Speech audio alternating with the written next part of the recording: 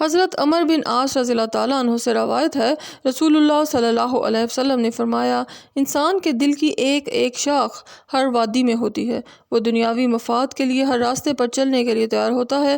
جس شخص کا دل ہر وادی کے پیچھے بڑھ جاتا ہے، دنیا کے لیے ہر مشغولیت میں گرفتار ہو جاتا ہے، اللہ کو اس کی پرواہ نہیں ہوتی کہ اسے کس وادی میں تباہ کر دے، اور جو اللہ پر توکل کرتا ہے، اللہ کی طرف توجہ رکھتے ہوئے یقین کرتا ہے کہ جائز رزق اس کے لیے کافی ہوگا، اسے اللہ تعالیٰ انتشار سے بچا لیتا ہے اور وہ اطمینان کی زندگی گزارتا ہے۔ حضرت جابر رضی اللہ تعالیٰ عنہ سے روایت ہے، رسول اللہ صلی اللہ علیہ وسلم نے فرمایا، ہر شخص کو اس حال میں موت آنی چاہیے کہ وہ اللہ کے بارے میں اچھا گمان رکھتا ہو۔ انسان کو اللہ کی رحمت کی امید اور اس کی ناراضگی کا خوف دونوں کی ضرورت ہے۔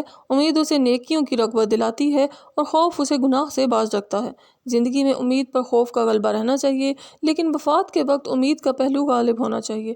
اللہ سے حسن ظن کا مطلب یہ ہے کہ اللہ کے بارے میں یہ امید رکھے کہ اس کی توفیق سے زندگی میں جو نیک کام ہوئے ہیں، اللہ تعالیٰ انہیں قبول فرمائے گا اور کوتاہیوں سے درگزر فرمائے گا۔